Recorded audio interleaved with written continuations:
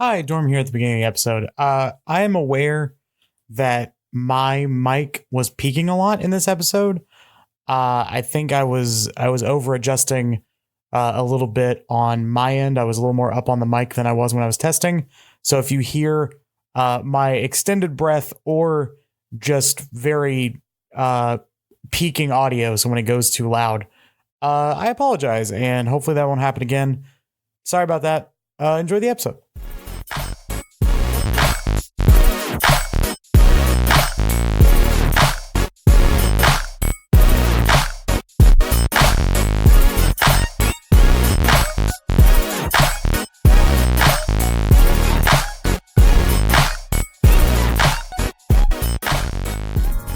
Welcome to Click to Learn More, the show that sounds like clickbait. But it's actually two doors. I'm Dorm. I'm Liddy. Definitely got through that intro the first try. Hi, Lid. Hi. How are you? I'm fine. How are you? I'm all right. Your sweater looks very comfy. Thank you. Liddy's wearing a sweater. It's probably like 4 times I could fit a family the size of her. in it, Yeah, I think I could comfortably. It's very, very comfy looking. And every time sweater. I wear it, I decide not to. Oh, decide nice. I not to. thought you were gonna say it gets bigger. Every time I wear it, it actually. It grows. Grows, 3 sizes, like yeah. my heart on Christmas. I'm just kidding. I hate Christmas. Oh, she's the Grinch is the joke she made. I hate Christmas, so it's fine. Go ahead. Bah humbug. Liddy, it's time to get boring. Let's bore it up. Let's bore it up. Today on Click to Learn More, we're going to talk about contracts.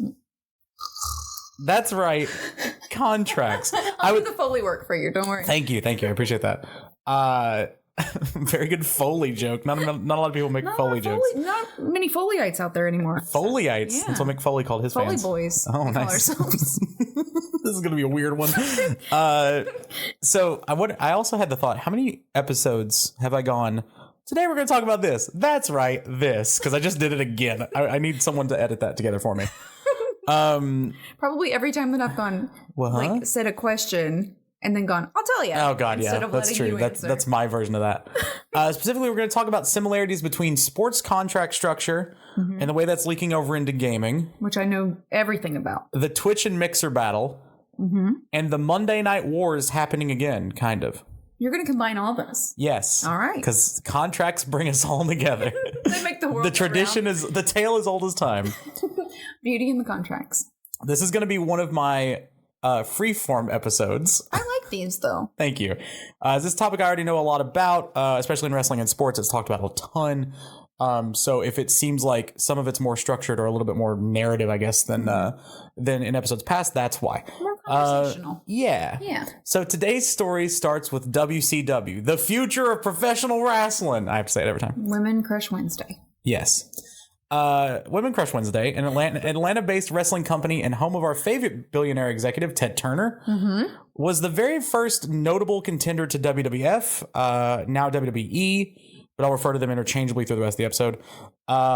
It's not the World Wildlife Fund. That's why they can't be called WWF anymore. Yep. Instead of just paying, I didn't know this until recently, WWF, the wrestling company, could have just paid WWF, the charity, Yeah. but instead said, no, we'll just change our name. Wow. Yeah, they could have kept the name. I thought it was like illegal, like we could only, one of us Yeah. can have this name. Nope. Have you seen the shirt designs that have the panda from With the steel chair? With the steel chair. Yeah, it's very so good. And Turner knew he needed some nationally recognized stars. Now, if this sounds familiar to you, that's because one of my first episodes of this podcast, if you've been a long time listener, was about the Monday Night Wars. So I'm not going to go super into that. But I will talk about the notable things as it pertains to our topic today. In the era before the Monday Night Wars, WWF's crown jewel was a man by the name of Hulk Hogan, the American. Oh, yes. That was not his nickname. I just made it up. Brother. Yes, thank you. Can you give me that again?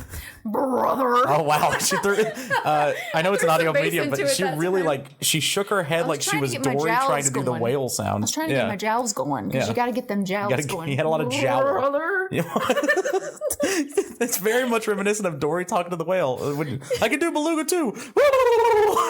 Wow, I know wrestling. Thanks, Lid. So Hulk Hogan was the biggest name in professional wrestling, but he was coming off a national steroid scandal. Who would have thunk? Yeah, so there was a whole scandal. This was like late 80s, I think.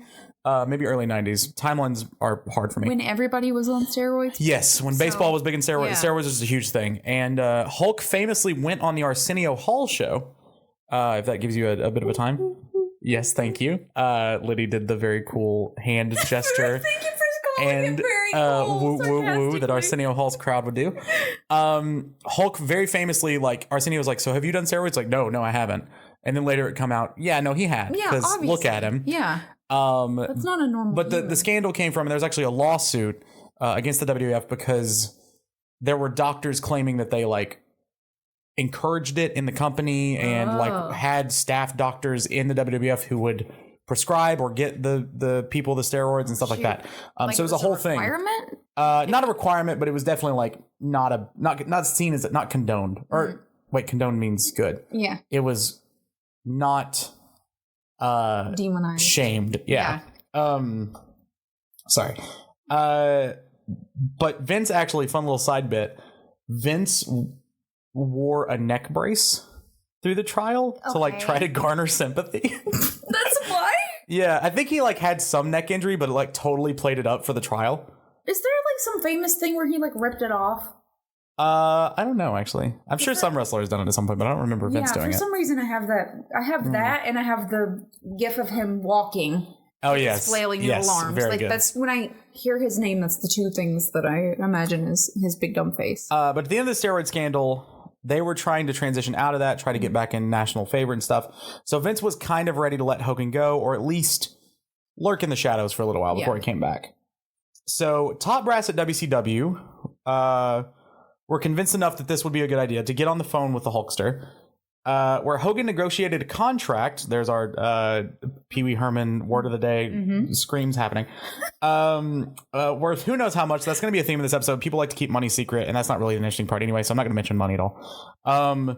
But also negotiated for something called creative control. Okay. Now, this is to any wrestling fan out there who has like studied this era at all or remembers this era, this is a very like ear-perking thing to say. Creative control. Well, I'll go into it. A conservative reading of this clause added to Hogan's contract specifically that wasn't in his previous WWF one is that Hogan would have a bit of storyline leeway with his character. Oh. So basically the right to say like, no, I don't want to do that. Yeah. Or we should do this instead. Could he rewrite his own storyline? Maybe. Just kind of depends on what it was. Yeah. Which if you listen to wrestlers now who are there talk about it, they kind of say that's always been the case. Like the top champion guy or whoever can kind of have a little bit of leeway, right? Because it's like, you know, I'm at the top of this company, I'm going to contribute to this. Yeah. But this is the first time it ever been like printed in stone. Oh. So if they wanted something ridiculous to happen, like Hogan getting in a rooftop monster truck battle with a fake son of Andre the Giant, he could say no. Oh my God. Wait, that happened? Okay. Well, that happened. That was a real thing that happened. If Hogan wanted to nix the idea of getting hugged to death on that same show by a character known as the Yeti, who was actually a mummy, he had the power to do that too. What? Wait, that also happened. He got hugged to death by a mummy? Yes, I will show you the clip later. Oh my God. It's fantastic. The call is that they called this guy the Yeti. Yeti. Not the Yeti, the Yeti. Okay. And he looks like a very tall Halloween mummy, like wrapped in toilet paper. Wow. It's weird. They went all out. Yes. Anyway, this creative control thing is something that would later be afforded to other wrestlers who were making the company jump, Kevin Nash, Bret Hart, etc., and would later be cited as a reason WCW is no longer around today. Why? Well, it's simple, really. These wrestlers stretched the meaning of creative control, to their credit, genius move, to mean that if their character was wrestling in a week they didn't want to wrestle, they could just not. Oh my God. They could say it's best for the character not to wrestle this week. Give me my money. Right? Pay me. I'm going to sit at home for the week. Wow. That legitimately happened a bunch of times. And you know what? They made a mistake in putting that in contracts and not renegotiating once they figured out this was an issue. Yeah. If you find the loophole, take it. Exploit it. Sure. Yeah. Good on the wrestlers. Yeah. I also want to mention that like wrestlers usually don't have insurance and stuff. That's changing with AEW. We'll get to AEW later, but you know, they were right in protecting themselves. Do you think that when they wrote those up, they thought the wrestlers were too stupid to like understand they could do that? Or do you think, because that's a big thing to overlook? Yes. I think it was more a perceived thing of like, just nobody foresaw how far that would go, like how vague that clause was, if that makes sense. They probably never even thought that was a possibility. Like, they're definitely going to wrestle. We don't have to worry about it. They're definitely going to want to wrestle. Right. Meanwhile, like, I would rather sit at home and eat chicken wings than get thrown around on a mat. Good on them. Yeah. Okay. So that's kind of the story of creative control and why people would jump from WWE to WCW. That's going to kind of come back up later, but not really. So now let's fast forward a little bit to LeBron James. Okay. I know it's a weird jump to make. Even if you're not a basketball fan or a fan of Amy Schumer movies, you're probably at least passingly familiar with LeBron. He was in an Amy Schumer movie. It's a joke. He was? Yeah. He was in the one with Bill Hader. I forget what it was called. Oh. I saw that in theaters. Did you? Yeah, it wasn't very good. Oh, I'm so sorry for that rough time in your life. It was fun. Bill Hader was funny in it. Yeah, he's a great actor. Yeah. LeBron is known for a lot of things. His insane physical stature, play on the court, philanthropic endeavors off the court, etc. But LeBron revolutionized the game in a way that has nothing to do with a ball. He's going to be in Space Jam 2. Yes. Now, in order to properly explain how big an impact LeBron has had on sports business, and therefore sports contracts, your Pee Wee Herman word, it's important to explain the two major ways a player can end up on a different team to the one that drafted them. All right. Okay. Here we go. He's getting ready. He's getting settled. I'm adjusting in my chair. He's getting settled. So, welcome to the NBA draft. Thank you. Let's say we have a star player like LeBron James. Okay. Let's name him Tom. Sure. Tom is drafted first by an NBA team. Okay. Let's say the Indiana Pacers. Okay. The team geographically closest to us in Kentucky. Okay. Contract terms, conditions, and structures vary from pro sport to pro sport, but the NBA's is, by and large, the easiest to understand and the most pertinent for this discussion. That's just because there's a lot of weird minutia with the NFL, and the MLB's contracts are like 15 years long. They're forever long. Oh, wow. So NBA is going to be the easiest for this example. I'm also going to explain this as if the listener knows nothing about sports. Which is good, because I don't. So sorry if this becomes overly simplified at some points. It's for me, listener. This is the majority of what I've written down. Get over it.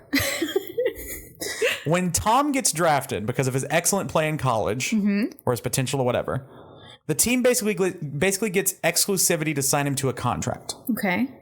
That's why the worst teams get the best chances to get the first pick.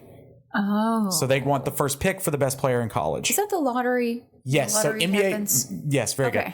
NBA lottery is different than the NFL. So in the NFL, the worst team gets the first pick. That is it. Oh. There's no, if you have the worst record in the NFL, you get the first pick. In the NBA, it's a lottery system to prevent tanking. Tanking is when teams lose on purpose. Which makes sense. I mean, does. Because, why not lose on purpose if you know you're going to get the first pick? Right. If you're not going to make the playoffs, then lose every game and get a great player. Yeah. So now, in order to prevent that, there's a lottery system, which means the worst team then gets the best percentage chance to be pulled out for the last ball, which would be the first pick. Gotcha. This is weird. So the way it works is like there are 10 teams in the lottery, and each team has a number of corresponding balls in the lottery machine, basically. Because it's an actual, it's like an actual thing. I didn't know that. I thought it was just like a goof that they called it that, but like they actually have like the machine and they get the ball out and we're like, so and so, you get to pick. Yeah, and you want or now it's not balls, it's cards, I think now, or maybe it used to be cards. I can't remember. But anyway, you want to be picked last because the first team picked gets the 10th pick, second team 9th pick, so on and so forth. Gotcha. So the odds are better to have less balls in the machine. So that's kind of the idea. So the worst team has less balls in the machine. There was no way around that. Sorry. They ain't got as many balls. Right. But that's the way it works. So it's to prevent tanking, but there is still some sort of weighting to it. Okay, so let's say, like I said, he was drafted by the Indiana Pacers. But like most players, even though Tom was a star in college, the Pacers are still unsure how he'll stack up in the pro world. So he gets what's known as a rookie contract. If you don't know, a rookie is just a first-year player. It's usually 2 years with the team, or 2 to 4 years, with the team having the option to extend the deal for a couple years if Tom plays well. Okay. That's the way most of them are structured. So like if he's a total bust, they can cut him after 2 years, whatever. This is actually so often the case that just drafted players like Tom are actually paid on an NBA mandated rookie scale. Oh, wow. Which sets the max pay a team can give their newest member. So you can only get up to this number that we say you're allowed. And it gradiates based on the pick you were. Oh. So lottery picks, 1 through 10, so they're called lottery picks. You get locked in at that? There's just a max. There's like a ceiling. Oh, okay. So there's not much to negotiate for because most teams just go ahead and pay the max. Mm-hmm.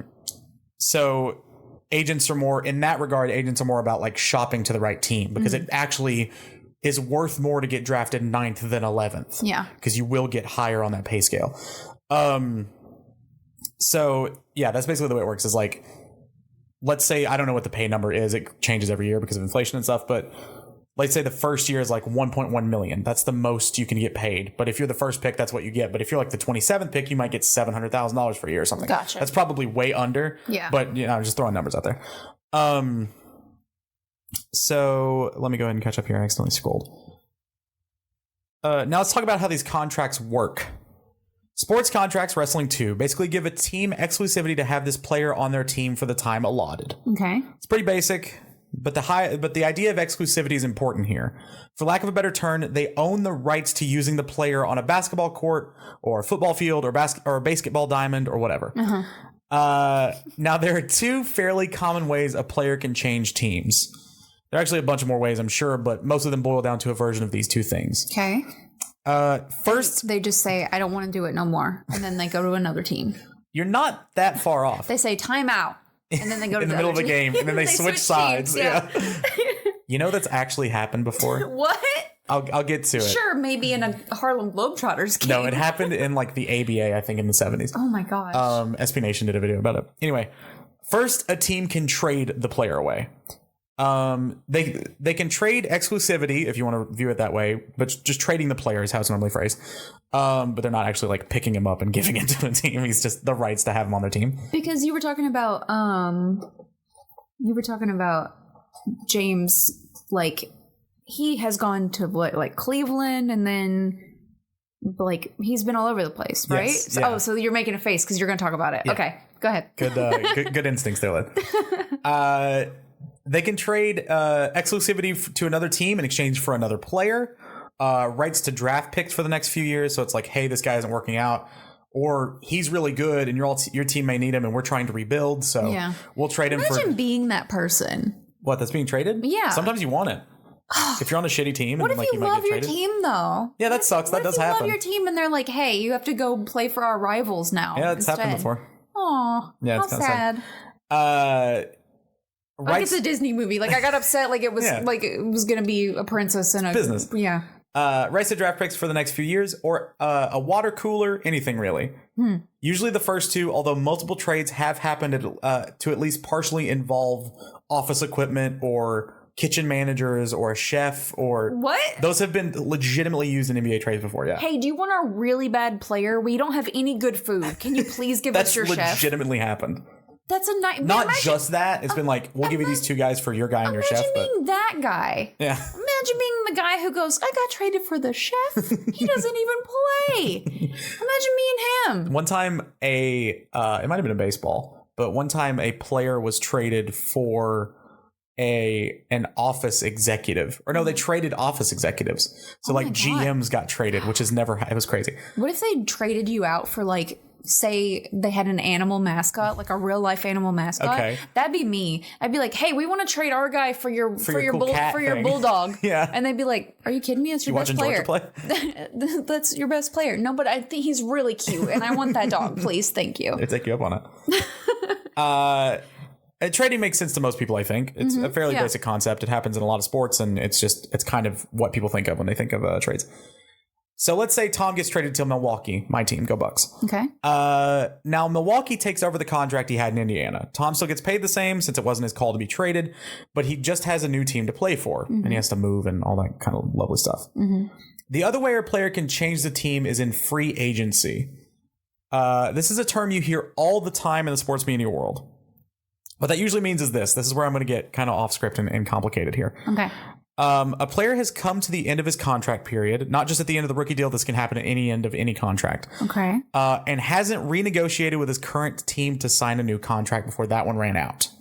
Okay. So he's basically, his contract has run out, but he does not have a new deal that's been renewed.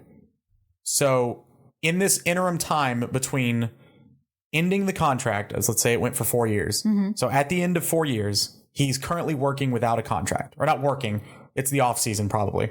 So Tom plays a year or two in Indiana, plays 2 in Milwaukee, and doesn't want to stay there. Excuse me. So Tom waits. Thank you. Out the end of his contract and enters the market. Okay. Let's say Tom is a huge star. He's a huge star. Thank you. A lot of teams, that was good, are going to want Tom, including his old one. So he's aware of this. Like, he's going to play in the field. Yes. Okay. They're willing to do somewhat ridiculous things to get Tom to play for their team. Tom is a star. Stars sell jerseys. Stars make money. Yep. Enter LeBron James. Ooh. LeBron James was not the first person to leave a team that drafted him and go play for another in free agency. LeBron was definitely not the first person to do the free agent thing. LeBron was drafted by Cleveland. Mm-hmm. He played high school in Akron, Ohio. He's from Ohio. And this like was a hometown hero almost. Yes. Right? Like, they loved him in Cleveland. Yeah, adored. Totally adored. And I think he stayed there past his rookie contract. I think he was there for 2, I want to say 8 years, but I don't know if that timing's right, but for 2 contract sessions. Mm-hmm. So after his rookie contract, of course, he re-signed. He was like the biggest star in the league, biggest young star. Like, this was when like Kobe and Shaq were still playing and stuff. Yeah. But LeBron was a huge burgeoning star, and Cleveland made it to a couple of championship finals, but never won a championship while he was there. Okay. And so then he entered free agency. And instead of, like most players, either just like quietly letting his agents do the work, mm-hmm. or, saying like, hey, this is where I'm going to go at the end of the season. I'm going here. Yeah. LeBron made it a media circus. He's like, who wants me? Yes. Yeah. And so this was a very defining moment for me in watching sports. This is like one of the years that I was watching the NBA the most. This was when I was in high school. And I was watching it like every night while I was doing homework, playing games, whatever. NBA's on all the time. Yeah. So it was awesome just to put like on a game. So I was super invested in the NBA. And they called it The Decision. Oh. There was an hour special on ESPN. Wow. That like popped a ton of viewers. Like, everybody was viewing into this. Wow. Anybody who cared anyway. And LeBron did it from a Boys and Girls Club in Florida, I think, which was a little telling as to where he would go. Mm-hmm. But he had a few suitors, obviously. Now, the reason not every team was on the list, because there are 32 NBA teams, I think, or maybe 30. There's 32 NFL teams. There's somewhere around that for NBA teams. The reason not every team was on the list, some couldn't afford him. Mm. So there's a thing in the NBA and in most leagues called the salary cap, which means you're only allowed to spend so much on a team. Oh, because that's... you had a budget. Right, exactly. You've only got a budget of so much. Yeah, and that can be like messed with a little bit, but that was to stop teams like the Yankees just buying everybody up like they used to, because New York had more money. Yeah. So that was kind of the very quick version of what a salary cap is. So a few teams could afford him. Of course, Cleveland was in the running because he's from Ohio and they were his old team. There were a couple other teams in the running, but the big one that would end up landing him was Miami. Okay. Because Dwayne Wade was there, another all-star player, and Chris Bosh, who was the star guy in Toronto for the Raptors, was also going to the Heat. Okay. So that's when they formed like this trio squad of excellent NBA players. It would be really hard to like see a person on your team be like, no, you're not good enough anymore. I'm going to go do this. And then see your team be like, no, please come back. We want you, like see your managers and stuff be like, no, we want you, your coaches and everything. And to think like, no, he left. Like, he wanted to leave. Let him stay gone, but like, it'd be really hard to work as a team after that to see that kind very well summarized the emotions of people in Cleveland when LeBron left. Yeah. So weren't they like burning jerseys? They were burning jerseys. Like stupidest thing in the world. They've already got your money. You bought it already. It's like the people who cut up their Nike socks after the one went and bought Starbucks and then threw it in the garbage. Yeah. Yeah. Okay. They're gonna really be hurting after that $7 you just gave them. Come on. It's a very accurate price for Starbucks. Yeah. Um, I drink. I almost said I eat there a lot. I eat coffee a lot. They just the give me some beans. Yeah. I just go through and like pour them. The things at like Whole Foods where you just like shift the little thing over and it just pours all the beans out. That's me every Thursday night. So. Ew. Ew. But yeah, so he made a media circus out of it. And that kind of changed the landscape a little bit of what free agency meant. So this is something that has been rampant the last few years. There's always seems to be one star who enters free agency. This last year, there were like 5. So he got it rolling. Kind of, yeah. So the NBA has always been a player-centric league. And what I mean by that is like the NBA does a great job of marketing stars, right? Jordan, Kobe, Kareem, like it goes Muggsy back. Bowles. Yeah. What would you say? Muggsy Bowles? Yeah. Nice. Yeah. Larry Bird. Yeah. Spud Webb. Yeah. But I mean, Charles Barkley. Magic Johnson. You can name it. You can like even not really big. That's all You're just naming the Space Jam cast, by the way. Oh, I am. Yeah. Patrick Ewing. That's all. Okay. John Wall. Oh, there you go. Hey. Do you want to do the John Wall second? No. Do you remember this? No, I don't. I did that do with, remember that. I did that with Steve Bashir one time on stage. Oh my god. Of course you did. Anyway, it was a very timely thing to do. Okay. Yeah. Steve Bashir was once the governor of Kentucky. By the way. This is a very localized joke. Yeah, that and John Wall was the star point guard at Kentucky. Yeah, that literally nobody else is going to get if they're not in Kentucky. Anyway, so it's always been a player-centric league as opposed to like MLB, which kind of has everybody's kind of followed the NBA model. NFL was really late at this too. They were always more about teams, right? Like, oh, these are the Dallas Cowboys in the NFL. These are the I was gonna say the Patriots, but that was kind of they never really reached that prominence. These are the San Francisco 49ers. Yeah, you know Joe Montana, but you don't know a lot of these other players. You know Jerry Rice, but you don't know a lot of these other players because that's actually there's a really great documentary on ESPN called the Helmet Syndrome, I think, or Helmet Syndrome, or no, it's called Cash, but then one of the sections of it, was Helmet Syndrome, which is the documentary was about players running out of money. Like, you know, these players getting $1 million contracts and then running out of money. And one of the reasons they cited for that was because football players, because they wear a helmet, they have to ball out in the club or whatever to get people to notice, I'm that guy. Yeah. Because they don't have facial recognition like NBA players do. It's really fascinating. It's like to the point where some players would buy like gold chains with their number and diamonds on it. So people would go 34. Oh, you're so-and-so. That's... Yeah. Wild. It's like a legit studied thing called helmet syndrome. Super fascinating. Super weird. Yeah. Because you want your recognition for being a good player, but how else do you do that if nobody can see your face? Right. Like, if you're the offensive lineman that never gets, like, even if you're a Pro Bowler, you never get highlights. Nobody highlights an offensive lineman. That's something I never would have considered. Yeah, right? I never thought about it either. That's actually a super interesting documentary. Since we're talking about contracts, I guess it's pretty on topic.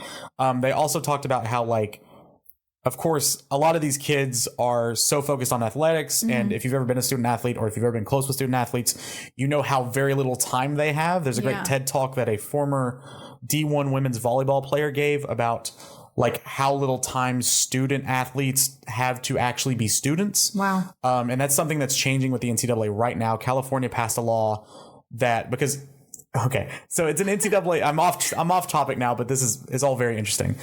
So the NCAA is in the past has made it illegal for students to profit off their name, likeness, jersey number. Interesting. Because they say that's not in the sport or that's not in the spirit of amateur athletics. Shouldn't be the focus. Right, which is, again, the NCAA is a very team-focused league, to get back to this conversation a little bit. Yeah. But that means a little bit more than you may think. A lot of college players, I think it was Shabazz Napier who played for UConn, talked about openly, he was one of the first people to talk about openly, the fact that they were in the national championship game and he couldn't afford lunch sometimes. Wow. And the Fab Five at Michigan, the very notable first team to ever start 5 freshmen in college, they talked about how they would go down the street and see, their jersey number on a t-shirt or people wearing the shirts like they wore, and their mom couldn't pay their light bill for the month. Wow. So it is affecting people. Yeah. And at the same time, you may think like, oh, well, they're going to go get millions of dollars. Yeah. It's something like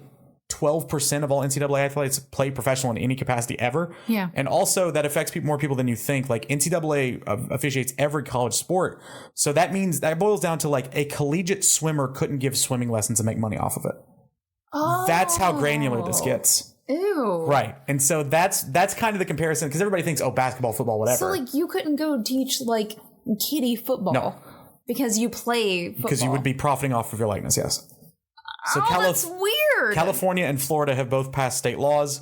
There is a former tight end from Ohio State, Anthony Gonzalez. He is trying to pass a nationwide law. It's in the Kentucky House right now to be passed, because if you go to that automatically makes it an advantage for a college athlete to say, oh, I'll go play in California. I can actually make money for giving basketball lessons, or I can take a shoe deal or whatever. That's a good point. So that all has to do with contracts too. But that is a team-focused league, right? Like, that's more about the Duke Blue Devils or the Kentucky Wildcats, the North Carolina Tar Heels, or the Alabama Crimson Tide, or whatever, than, Tua or John Wall or, all these players. Anthony Davis. Right. So going back to the NBA, the NBA has always been player-focused, but LeBron James made it even more so. Yeah. Because he showed that a player can garner as much popularity as a team. I'm sure, I don't have the number on this, but I'm sure LeBron James probably solo outsold the jerseys of the entire Cleveland Cavaliers organization after he left to go to Miami. So LeBron would do it again and go back to Cleveland in a fun turn of events, because he wanted to go back home and win a championship. He did. And then he would do it again last year. Well, yeah, 2 seasons ago technically, because the season just started. But last year when he went to the Lakers to go play for Los Angeles. So he's just bit-bopping all over the place. Now, why would he go to Los Angeles? Money. Yeah, yes, but maybe not in the way you think. So a lot of teams, because of the salary cap, you can only theoretically offer so much, right? You're going to have other players on the roster. LeBron can't play by himself. He would get destroyed. Right. As much as people might like to tell you otherwise, he cannot play 5 people.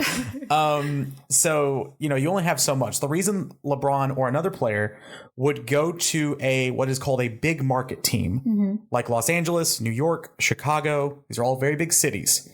The reason they would go there is because there's more marketing opportunities there. Well, first of all, there's a bigger population, so that's more people to buy your jersey, more people to buy your shoes, whatever. Yeah. That's also the basis for a lot of companies in Los Angeles specifically. Jesus, LeBron. I became Porky Pig for a second. LeBron has been pursuing acting. He's right there in Hollywood now. Yeah. So in free agency, there is more of an appeal than just what the team can offer.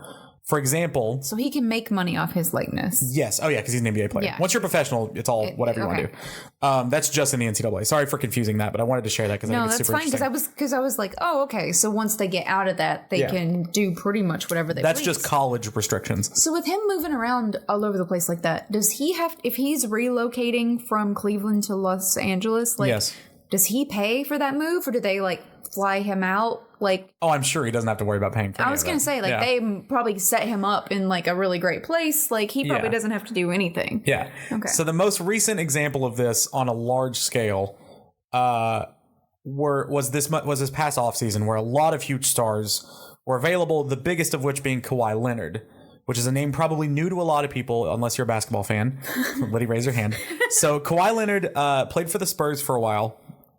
I believe got traded to Toronto, who just won the NBA championship, mostly because he was there. Oh. Now, we don't know what Toronto's going to look like without Kawhi, but they definitely weren't a championship team without him the year prior to him being there. Maybe he was there for 2 years. He was there for a short amount of time. I was kind of out of NBA for a little bit.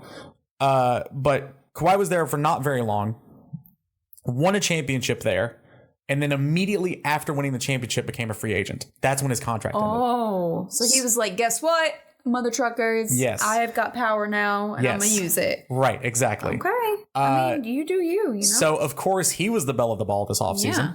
But there were a lot. The ball. Oh, nice. That wasn't intentional. And then basketball. Kevin Durant was another one. Kyrie Irving was another one. They both ended up going to the Brooklyn Nets.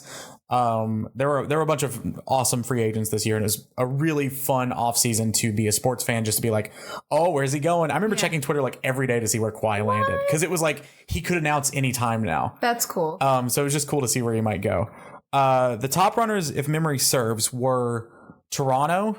Okay. Again, going back to his old team. They're always usually in the conversation.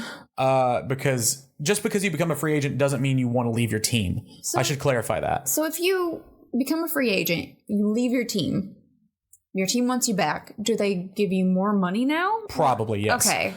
It's not necessarily, I think I may have phrased that poorly. It's not like you're leaving your team. Mm-hmm. Instead, your contract runs out and you're like, well, do I want to renew my contract with this Do you want place? to give me a raise, or do I need to find a new job? Or do I need to go find, exactly. Okay. Perfect, yes. Okay. But you may be super happy with what's happening there, but maybe the commute sucks. Yeah. Right? If we're doing it in work terms, right? Yeah. Or maybe the boss is a creep. The benefits aren't great. Or, yeah. some other place has better dental health or something, you know. Yeah. Okay, I got you. These benefits are shifted, but the similar motivations, right? So Kawhi's main three that I remember, there was a fourth that is not coming to mind, but basically Toronto, the Lakers to play with LeBron, Yeah. which would be crazy because Kawhi is to some people the best player in the NBA. I would say to most people a top 5 player in the NBA. Wow. I would say most people put him in the top 5 because he was just the MVP of the finals, and he's just he's a game changing kind of player. Won a championship. Yeah, exactly. So- Yeah, he's great. So to have him and LeBron on the same team was enticing for him, I'm sure. Yeah. As a kid from California, this plays in a lot. And the Los Angeles Clippers, who are in the same town, Yeah. play in the same building, but wear a different jersey color and are a different team. Yeah. So Kawhi was courted by all these teams. Basketball pun. They couldn't net him yet. Nice. Very good. Yeah. Any more? Then he was so excited he dribbled. Nice. Just slobbering all over contract. Great visual there. Sorry, Kawhi. I was like, what's another basketball term? And the deal would have been a slam dunk. There you go. That would have been better than drooling. Alley oops. Okay, so Oops. so anyway, this just goes the extent of like how much these players can be courted, and this will make sense later why I'm mentioning this. So for example, Toronto, who just won a championship with him, of course wanted him back. Right. Who is more associated with Toronto than rapper Drake? Oh no. Drake legitimately, apparently, the rumor is anyway, He's supposedly. when I see him at basketball games, he's like everybody's supportive mom. Yes, And that is the meme. Yeah. I'm like- Welcome to NBA Twitter. I'm like, what are you doing? Sit down. Yeah. He gets so hype and he's like jumping around and he's freaking out. He's worn Kentucky jerseys before. Yep. He proclaims to be a Kentucky fan, and I believe him, but he's also worn like every other college jersey. Right, yeah. He just loves sports and loves people who win. He's like Dick Vitale. But anyway, so like Drake was like offering him to be part of his music label, like in whatever role he wanted. He was like, if you want to do music, you can. If you come here. If you come back to Toronto, yeah. Wow. So this is the extent to which some of these teams are willing to go. Like, I'm sure there was a talk. Oh, who was it? I don't remember the team. Oh, it was either the Knicks or the Nets. I'm not sure. They're both in New York. But one of them, I want to say the Knicks, when LeBron was being shopped around. They heard LeBron. I'm pretty sure the story's with LeBron. It's been a little while since I heard it. It was an SB Nation thing. They showed LeBron because they heard LeBron loved The Sopranos. Oh my God. They showed LeBron a filmed skit by the people who were in The Sopranos Oh my God. about talking about LeBron as if he were in the city and playing for that team. Like they my made God. a Sopranos episode just to try to convince LeBron to come there. So I've heard stuff like this before where they'll like find out that they love a certain kind of like food or a certain kind Right. of dessert. You love Ben and Jerry's, whatever, and Yeah. they'll send you like pallets Cases of it. yeah. Because they want you to come there so bad. Yeah, it's ridiculous. But I mean, that can be changing for a franchise. Yeah. Kawhi ended up going to the Clippers, which was a huge surprise to most people. Really? Because he's a California kid.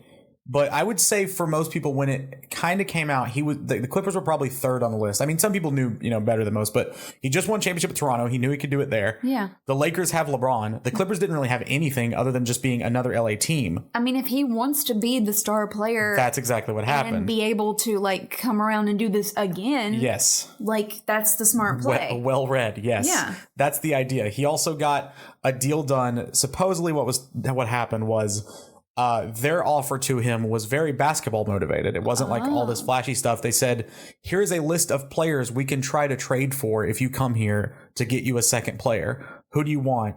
He said Paul George. Paul George got traded to the Clippers. He goes to the Clippers. Okay. So they were good on their word, and he obviously was basketball motivated as opposed to Hollywood motivated or Drake motivated or whatever. Yeah, I mean that kind of looks good for him, but it also like lets people know he can't be bought that easily. Right. So like now if he goes to do it again, it's like, well, now what are we going to give him? Yeah. We got to double down on it because it didn't work the first time. So it's hard to buy a person like that whose motivation is not monetary. Right. It's a little tougher. Yes. And that's a little more respectful too, I think, in a way. Yeah, it's honorable in a weird way. It's like he just wants a good basketball team. But at the same time, he didn't go play with LeBron and Anthony Davis in the Lakers. So he wants to be the star, but not... A little bit selfish. Maybe, but I assume every star is. Yeah. Or maybe he just has a chip on his shoulder and he wants to beat LeBron or whatever. Prove something, yeah. I can almost see... Which, to his credit, I don't think I would enjoy being on a team with LeBron knowing that you just won a championship and coming up like butting heads with, one of the biggest names in basketball. Like, there's a very real chance that you're going to have an argument. Like, you sound like an NBA reporter for not knowing the sport very well. So that's sort of how the NBA has changed to be player motivated. You're starting to see bits of this in the NFL. Players are now starting to fake injuries or sit out games if they want to trade because NFL contracts are a little bit longer. And also there's this thing called a franchise tag, which basically gives the franchise 1 year to kind of buy time to renegotiate. As opposed to in the NBA, pretty much when your contract's out and you want to go into free agency, you're in free agency. In the NFL, if your contract runs out, your franchise can be like, well, we're going to tag you 1 more year and then they can do it. So that's why it's a little more complex. Jalen Ramsey, who was drafted by the Jaguars, just got traded because he said he was sick and then said he had a back injury and then said it was like away to be with his girlfriend while she was giving birth, which totally fine. Most teammates do that or most players do that, but they probably miss a week, not like 3 weeks. And also he had already feigned these other things. So it looked really bad, even if that was why he left. He had a history. So eventually, and he'd already been on the record saying like, I want out. So he'd already so he got traded. The NFL is very much moving into becoming a player-centric league, which I think is good for the league. It's better to have like recognizable stars. People don't attach much to team names really. Yeah. So that's really interesting. So that brings us to the modern culture of WWE and AEW. So right now we have the closest thing, at least in most professional like reporters and things like that, estimation, to the Monday Night Wars I referenced earlier. WWE does not have WCW to compete with anymore. They have a company called AEW, All Elite Wrestling. It's on Turner. It's on TNT, just like WCW used to be. But they're a new wrestling organization. I might do an episode about them, so I won't go too far into this. But basically, the new market for wrestlers is good for everybody. That's kind of the point I want to take from this. So for a while, you could argue that TNA, Impact, whatever you want to call them, they were the best competitor for Monday Night Raw for WWE, but that was definitely on a smaller scale. In the past, probably 10 years, at least since I've come back to wrestling, the indies, as they're collectively known, which is just a bunch of indie organizations, independent organizations, that hire wrestlers for a little bit. The little guys. Yeah, exactly. They have kind of burst in popularity, both because of the internet and also in like smarky fans like me, and also because of the sort of not decay of the WWE product, but sort of the stagnation of it. Yeah. And so the indies became so popular that there was sort of this groundswell movement for supporting indie wrestlers and things like that. People following wrestlers' careers as opposed to the organization or the show. Like, I don't really. If a guy I like leaves NXT or Raw or SmackDown, I'm still going to see what he's doing on Twitter, right? I'm still following that guy. Yeah. And so enough of these guys now. A lot of people now don't start out in WWE. They'll start in the indies and work their way up, and then WWE will sign them or whatever. But a lot of guys who worked in Japan, a couple of former WWE wrestlers, and some really big indie stars sort of formed together with the owner of the Jacksonville Jaguars, Tony Khan, who's their money guy, to form All Elite Wrestling. Okay. And they're on TNT. They got a really good TV deal for being a new company. And that's the one that they were talking about on like Achievement Hunter. Yes. Okay. Yes. Because Achievement Hunter is owned by Warner Brothers, which is which is owned by AT&T, and AT&T also owns Turner. Yeah. So they have that was a money deal for them to do, but sure. they were made to do that, I'm sure. But it's similar interest for sure. But AEW is now a proper secondary landscape. So now WWE, because competition helps everybody in a free market, WWE now either has to pay their wrestlers better to keep them from going over to AEW. Yeah. Right? Because just like basketball, just like whatever, they can become free agents once their contract's up. They can sign with either team, WWE, AEW. They have to treat their wrestlers better. AEW is the first company on this scale to actually provide health insurance for their wrestlers. In WWE, if you've seen the John Oliver piece, you know this, which was a very good piece. As a wrestling fan, I cannot recommend enough. I thought they were going to make fun of wrestling fans like so many people do. It was very respectful, and John Oliver himself is a wrestling fan, so it made it a lot better. Yeah, I do too. But they are known as what's called independent contractors, which means they are not allowed to work for any other company, but at the same time, they don't get benefits. It's a very archaic system. Yeah. And AEW is working to change that, or at least it's almost like they're interns. Like they're treated like interns. pretty much. Yeah. I mean, they're paid well, but at the same time, it's a weird legal loophole. Yeah. In AEW, people who are at AEW are, employees. They're not independent contractors. Very, very distinct legal distinction there. I said distinct twice, sorry. But AEW is now a second landscape. So that means that sometimes, and it's already happened a couple of times, WWE guys are going to defect. Yeah. Just like when WWE guys did it in WCW, just like when NBA players do it in the free agent. Yeah. And just like Twitch streamers are doing to Mixer. Now, this is kind of the last thing I want to talk about because it's very prominent right now. Shroud just announced that he's moving to Mixer. Yeah, has already gone. Yes, yeah. Yeah, has already dipped. Ninja moved to Mixer in August, I think, either late July, early August. And I am sure that is going to keep happening. Oh, yeah, without a doubt. Because Mixer is paying their streamers. This goes back to the same thing. The competition is good. Yep. Because I will guarantee that Twitch starts paying their top streamers. I mean, like, a monopoly is never a good idea. Right, exactly. So if you have a monopoly on it and somebody rises up and goes, you know what, actually, we're going to give you this, this, and this, and then your top people start stepping away, like, you have to take notice of that. Yes. Like, and this is from you and I both being on Twitch right now. Like, we both even, like, grabbed Mixer names immediately just in case. Yeah, protect your brand. Because we were like, oh, shoot, like, this could be, like, a thing. Yeah. Like, we need to just cover our own butts. Right. Like, but it's always been super sketch that Twitch is like, okay, well, if you're streaming with us, you can't stream with anyone else for, like, a full 24 hours or whatever. Yeah. And Bruce Green just talked about this the other day on his stream with Lawrence. Lawrence was on there too. Yeah. And he said, and Lawrence was like, I noticed that Alana was streaming on Mixer, Twitch, and YouTube all at the same time. And Bruce was like, yeah. And he said, but she's not partnered. And Bruce said, on purpose, because she can't stream on all of those if she's not partnered. Or if she's partnered, she can't stream on all those. And Lawrence was like, oh, I didn't know that. And I was like, it was really interesting to see him talk so openly about that as who he is right now. Like, he's only focusing on, like, streaming content and video content. So it was really interesting to see him say that, because it was like, why would you not want to do the same thing she's doing then? Like, why would you not want to step away from that? But he must have seen more gain in having verified status. Or maybe he's, that might be. Maybe signed a deal with Twitch. That's obviously been a conversation he's had with Alana, though, because he knows that it's on purpose. So, like, he's aware that she made this decision. So that may be a conversation he's had, like, thought about moving forward. Who knows? But, I mean, monopolies are never good. Right. You make a monopoly, eventually somebody's going to have to break the bank. Even the board game's bad. Yeah. So exactly. I want to make it clear that, like, we're not admonishing Twitch for anything. I just think that it is a good development for everyone who's into the live streaming space. Yeah.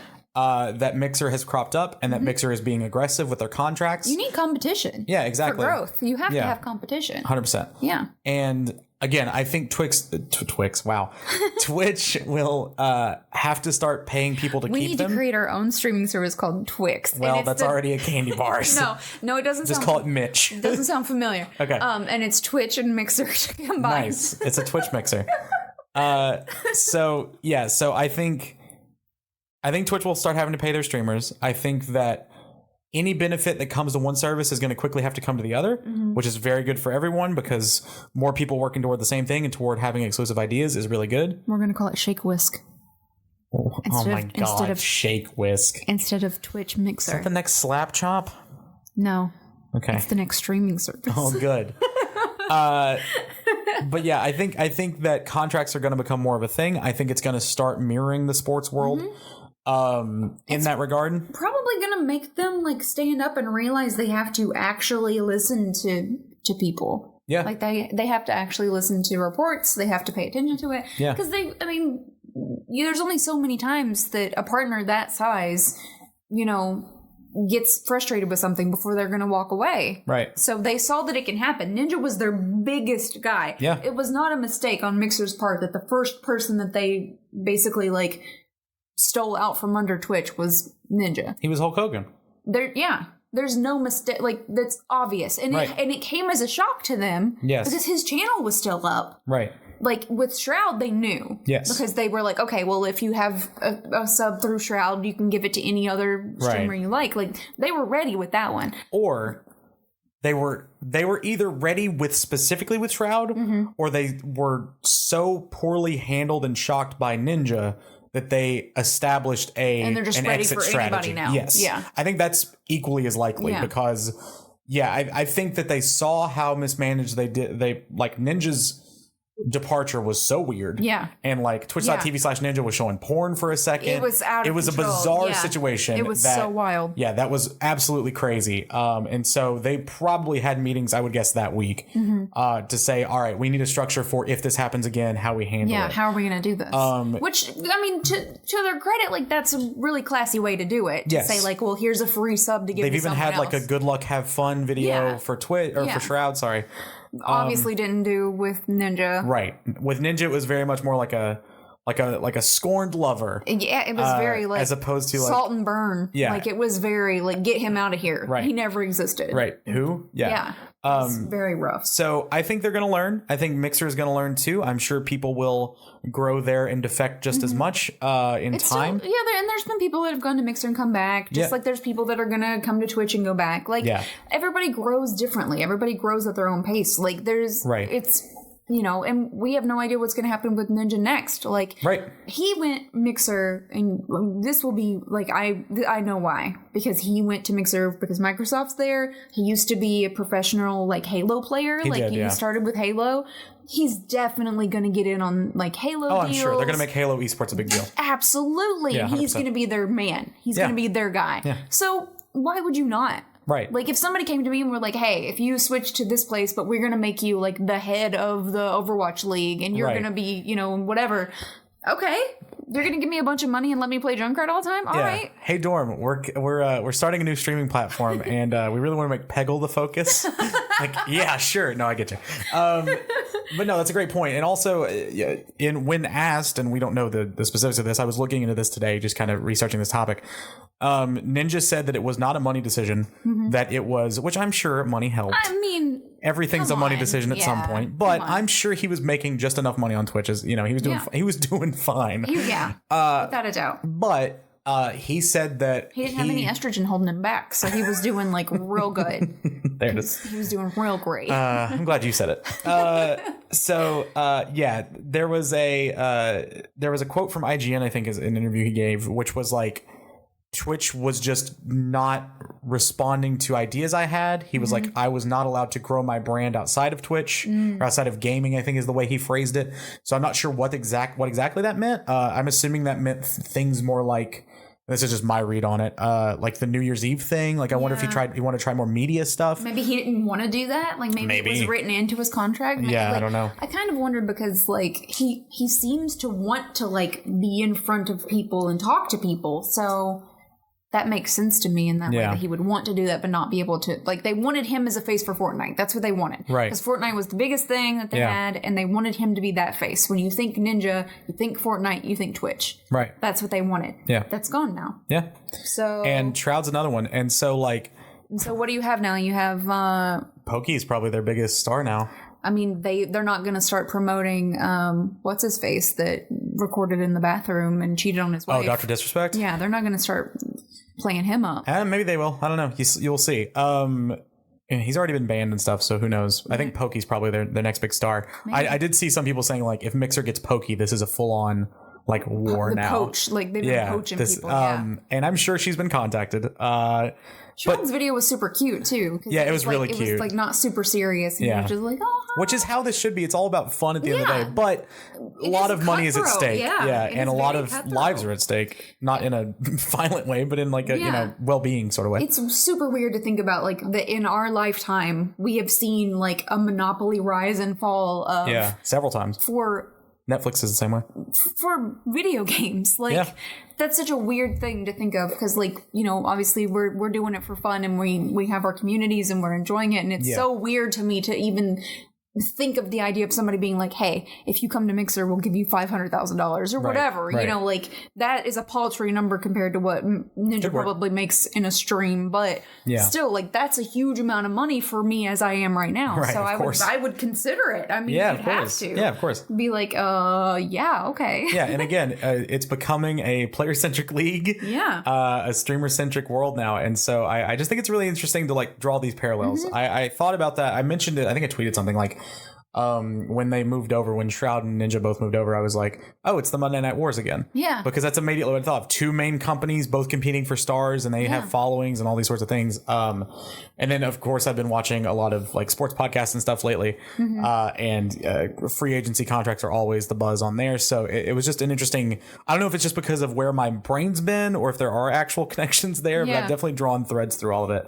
And it's just really interesting to see Twitch and Mixer as sort of the next evolution of that. Yeah, that's really wild. It's really wild to see, like, people actively fighting over people playing video games. Yeah. Like, I mean, it's bringing in money. And that's a wild thing to me to think agreed. of. Which, okay, but to be fair, it's wild to me that anybody sits and watches us play video games. So, Yeah, like, it's very true. So for me to take that and blow that up onto, like, you know, a level where he's literally in a stadium Right. and people are watching him play a video game in a stadium, like, that to me is, my brain can't comprehend that. Like, I can't wrap around that. I can't imagine spending $100 on a ticket to watch Ninja play Fortnite. I never watched him anyway, so. I mean, I get it. I get it because of my love of sports. I'm not an esports guy, but I mean, Overwatch League is fun. Yeah. But I also don't like Fortnite, so there, you know, there's that disconnect for me. Like, like you said Overwatch League, and I was like, oh yeah, I probably would watch that. Yeah, I'd go to an Overwatch League match, but I would definitely be more likely to go to like a basketball game, right, or a football game. Yeah. But I totally get it. If that's your bag, then that's something you're gonna go pursue. Do you think they'll put that? Actually, that just reminded me. It's either the University of Kentucky or Eastern Kentucky University. I can't remember which one it is, but one of them is going to be doing some esports classes now. Oh, cool! Like, they're actually doing classes about like esports and learning about it and stuff. And I was like, time for me to go back to college, I guess. Time for me to go to school. Esports management. Yeah. Did you hear about, this is off topic too, but did you hear about the game that's called Esports Manager? No, this is like basically like the baseball manager. Yes, but for esports. Yeah. No. Yeah, but it's not even like, it's not like Madden where you can play as the players because they're just playing a video game. It's like soccer or Football Manager, which is a soccer game. It's like a text. It's just like It's just like an it's like an old school RPG. But they're doing one for League esports managers now. That's so weird. They announced it like 2 weeks ago or something. Which I mean, if you're super into that, you know, it's not much. No, it's not. I don't mean to admonish it. It's just like I didn't expect that announcement. That is such a bizarre thing to think of, I guess. I don't know, because a lot of people look at video games as more of a hobby and less of a sport, which is, you know, so it isn't really taken as seriously as like a football would be or a basketball. No, but it's starting to be. Yeah, it is. They talked about putting it in the Olympics or something. What was the talk about esports being an actual sport in the Olympics? And NBC and CBS have both ordered sitcoms about esports, which is crazy.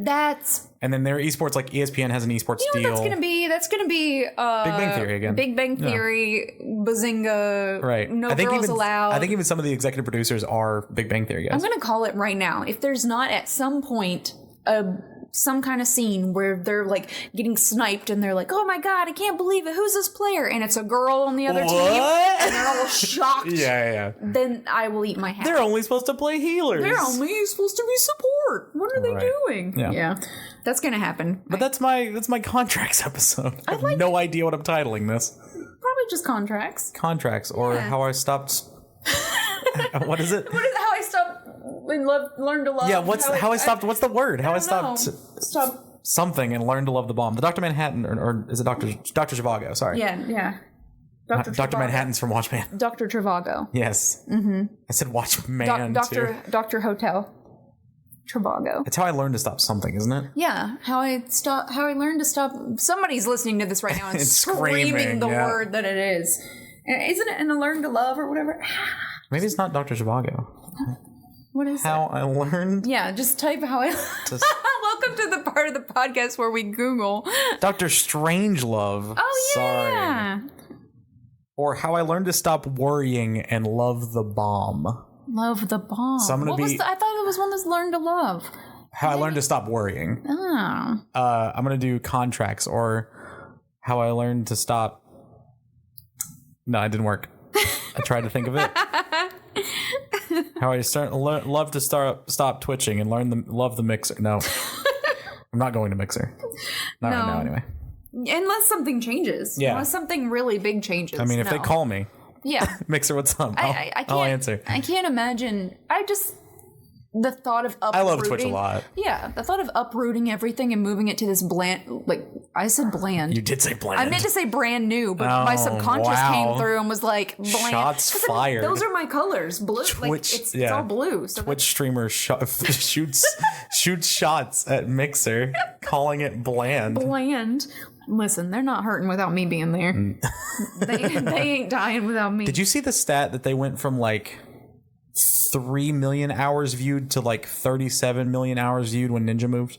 I saw that for like a month. It's crazy. I saw everybody was like, look at, they're not growing at all, blah blah blah. It's like they haven't really been a thing. Yeah. Like they've rebranded a couple of times because they used to be Spark or something before. Yeah, something like that. There was some, like Quark or Spark or something. It had some name. Something way back when.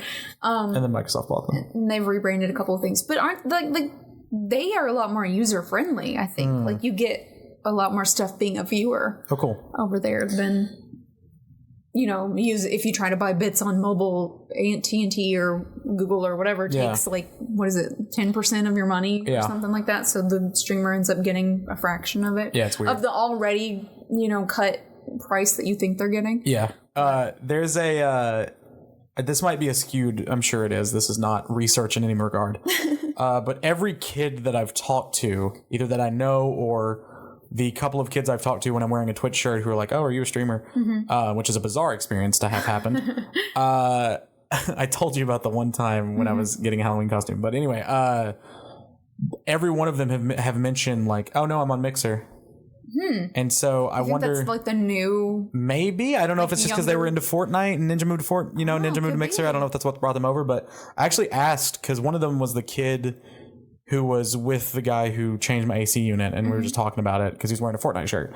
And so I brought it up, and then we started talking, and he was like, I was like, did you move because of Ninja? He was like, no, I don't really like Ninja, but I like Mixer. And I was like, okay. Or he was like, it's the one on my Xbox. That's what he said, because it's a Microsoft thing. Yeah. So that's interesting. I don't know if that has any water or holds any water whatsoever, but it is interesting. And plus it's like kind of, I could see it being something that's a little more new as far as like that's true. If you're trying to dip your toe into streaming, like Twitch is daunting. Yeah. Like it's very overwhelming and it's very hard for like really good creators to get any kind of audience and get any kind of view. Yeah, 100%. Without putting at least a year's work in. Right. So like, and especially if you have like, unless you're an e-thought, no, right? Unless you get your tibbies out for views. I'm just joking. That was hoes. No, I'm super ironic. I can't stand that. It makes me so neither. angry. It makes me worst. so mad. And that is on par for me with people who go, I'm so happy you're not an e-thought, or I'm so happy you're not a Twitch thought, or whatever. I've seen people put that in your chat. I'm like, you were not complimenting me by putting someone else down. No. That's not a compliment. No, it's what not. you're doing is garbage. Stop it. We're just on this now. Yeah. Welcome to our second podcast where we just talk about shit. Complaincast. Yes. But like the people, most of the people who are, I get so frustrated about this. Most of the people who say that are straight men who are into women, But yeah, but you can, are frustrated by women. because you can only be sexual when a man wants you to be sexual. Right. That's yeah. why. That's what it is. It's so you're only confusing. allowed to be sexual if a man goes to find that image. Otherwise, you're tainting the minds of young boys that are just trying to watch a video game be played. Right. And not to mention that the type of people that are going to go watch streamers like that, which more power to you, ladies, you do your thing. Yeah. I don't want those viewers. That's not my intended audience anyway. So, like, I'm not, you're not missing out. Right. Because that's not going to be your intended audience. Somebody that's going to, like, you and I don't do Just Dance streams, but if somebody just wants to watch a hot girl do Just Dance streams, more power to them. Right. You have that right. It's an art form. I don't understand why you would be angry at someone exercising the right. It's the same way as like, and these same people are going to be the people that are in comments that are like, just keep scrolling. If it makes you mad, just keep scrolling. Yeah. But they're going to be the first ones that are going to retweet somebody's selfie and be like, look at this Twitch thought, show it off, blah, blah. Who cares? Like, I don't get it. Like, women are only allowed to be sexual when and this is is absolutely a blanket generalization. This is not at all based in truth. This is 100% me just venting right now. Men suck as a man. Like, this is just me venting, but the basic, what it all boils down to for the little incels is that you can only be sexual when men want you to be. Right. Otherwise, you're a thought. Yes. So you can't win. No, because if they want you to be sexual and you're not, then honestly you're a prude or whatever. Yeah, right? because then you know it's the quote nice guy thing, right? When it's like, hey, they send you these like 6 heys, and you finally respond and you're like, oh hey, sorry, I didn't see this. Well, whatever, ugly. You know, it's that. Can we thing. date? No, whatever. You're ugly anyway. You're a whore anyway. Yeah, it's that thing. It's like there's no winning because I mean, just be nice to people, and I told you support people. I've had people come into my chat and say really horrible things. Oh yeah, I've been there when this happened. Not to say that your clothing choices like you deserve any kind of treatment based on clothing choice or lack thereof, but I'll be sitting there in a t-shirt and hear some of the worst things I've ever heard. But it's, I mean, I don't understand. Whatever. I'm not going to talk about it anymore. No. It's that's totally right. And I'm glad we have a platform where we can talk about it. Because I just get angry about it. Yeah, it makes me angry too. I'm just trying to play video games and have fun. Leave me alone. Right, yeah. And even like, I am friends with people and do myself post lewds. And that's just, a friend talked about it. It was a DM, so I don't want to share about the name, but like, they mentioned that people don't realize people have other facets. Yeah. It's like you get put into one box. Yeah. And until you do something like post a lewd, or if you only post lewds, you start tweeting funny stuff. They put you in this box and they don't realize, oh, they're a multifaceted person. Yeah. And so it's weird to see it. I mean, it's a form of objectification for sure. When people are like, oh, well, you're just posting lewds on Twitter to get more Twitch followers. You don't really earn them or whatever. Right. Like, no, they hit follow just for any other reason anybody else hits follow ever. So they earned it just as much. Yeah. And I mean, we've talked about that on stream and off, like the personality that you have, because you do go on, like quote unquote on. You do have a different, like a slightly different personality when you stream, just because you have to like be what they expect you to be. Like you have to be a certain version of yourself.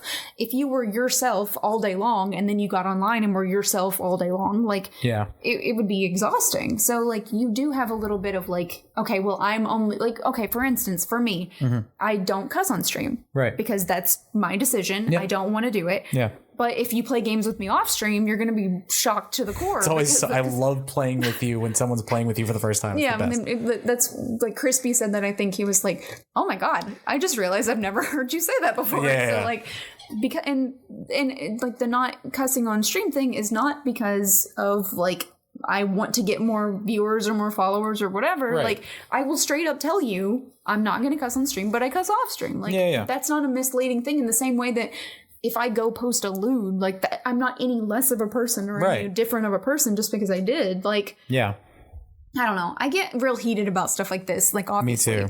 Obviously. But, like, it's really funny when Dorm and I have these conversations because we agree. So Yeah. we're just yelling the same... Preaching to the choir who's preaching back. Yeah. So we're just, like, yelling the same opinions back and forth to each other, Right. like, angrily agreeing. Like, there's, like... But, I mean, maybe we're voicing something that someone thought, or, you know, maybe we've I don't know. put it into words somehow. I don't know. I don't know. Everybody's just human. No, yeah. None of us know what Support we're doing. people. None of us know what we're doing in the right. grand scheme of things. We're all just bags of meat with bones inside of it. We don't know what we're doing. And some of us want to show off those bags, and Yeah, if you some don't, of that's us, fine. some of us are happy in our bags of meat and our bones, and some of us aren't. And if you want to show it or you don't, that's your prerogative. And Yeah. you should support your friends regardless. Nah, I'm not gonna. Just be nice to each other. It's not difficult. I promise. You'll feel so much better as a human if Oh my you're God, just it's nice. awesome. If you're just nicer to each other. I think guess what? People will be nice back. It's the best. It takes so much time and effort, honestly, to be mean and to think of mean things. Yes. I used to be like really bitter and really jealous of women that were like super attractive and like would put themselves out there, and I'd be like, oh my God, I can't believe, blah, blah. You know, like, Yeah. and now I'm like, oh my, okay, get it. All right, Yeah. sweet. Like, Yeah. I'm super proud of you. Like, A+, I love Right. it. But that's something I had to come to terms with myself. Like, I Right. was unhappy with myself. And then that's what a lot of this is. When somebody comes into a stream and they call you a thought or they call you whatever, Right. it's their own insecurities being like reflected back out of them. Like, Sure. it's their own self-hatred. That's all it is. Because I've never met anybody in our communities that is a genuinely kind, nice person that has said anything even like remotely close to something like that. I agree. And if it has come even like, if it's been a questionable statement, we say, wait a minute, let's talk about what you just said. Yeah. And then we talk about it. Usually it's clarified. And we talk through it. Yeah. Right. Like, it's not like, because that's what good people do. Yeah. Good people are like, oh, okay, well, that might not be my thing, but all right. Yeah. And then you move on. Yeah. And guess what? Nothing happens. Right. Everything's fine. Yeah. Everybody survives. You're not gonna stop someone from posting lewds by saying you don't like them. You're just gonna Yeah. encourage them more. Yeah. Like, what? Like, That's all it is. I'm not going to stop streaming because somebody calls me a thought. I don't Right. care. You were not the audience member I wanted in the first place. If that's Right. your first opinion of me when you come into the stream, like, Yeah. and I had somebody recently that was like, "Is this a chatting stream or a game stream?" I was there when that happened. Yeah, Yeah. and I was like, a little A, a little B. Like, Yeah. you know, but and Just I the mean, pace we go. yeah, and I've straight up said before, I'm like, if you want to watch someone play this game, Mm-hmm. like beginning to end, honestly, please go watch someone else. Like, Right. because I'm gonna talk and I'm gonna like get off topic and I'm gonna turn around and talk to my cat for 20 minutes. Like, you know what I mean? Like, Right.